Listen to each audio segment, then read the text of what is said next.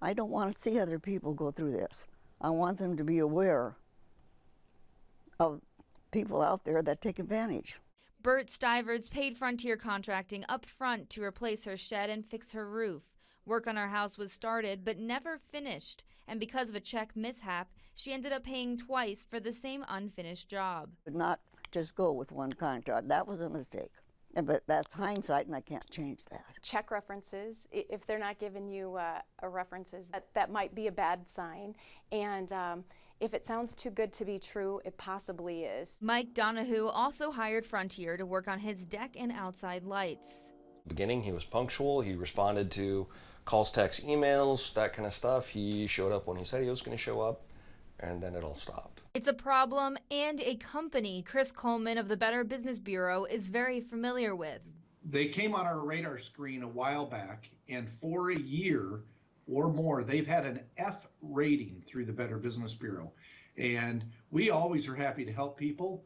We'd rather help them before they get in a bind. 9 complaints have been filed with the BBB against Frontier Contracting. According to court records, the company has also been on the losing end of several lawsuits. Coleman says there are ways to protect yourself when dealing with a contractor. At my house, we did some projects, and every contractor that came eventually agreed to me holding half of the funds until I was satisfied the project was done. But they do their best to talk people into paying up front or paying half up front. The way I structured it was half I was going to wait, and the other half I would give them in increments as the project got done. Coleman says taking a contractor to court is an option, but that costs money too, and there are no guarantees you'll get your money back. If it's one issue and a consumer is dissatisfied, the consumer usually ends up spending their own money and their own time to go to small claims court. Spend the money, go to trial. The judge would rule in our favor, more than likely, and it's up to us to collect. Well, if he doesn't have the money, me getting a judgment doesn't help me, because I'm still responsible to try and get the money out of them. Terry Shelm is the president of the Home Builders Association of Greater Siouxland. She says it's best to avoid non-accredited contractors. We have nearly 200 on our list of contractors with the Home Builders Association, so we've got a good list to help people get good contractors.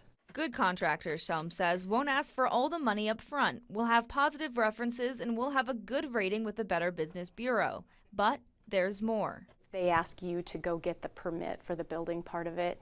Sometimes that's a red flag. If they're a good contractor, they'll typically do that themselves. What's the plan for long-term warranty and service? Are they obligated to come back and help and fix up what isn't right? It's a lesson Stivers says she learned the hard way. I was gullible.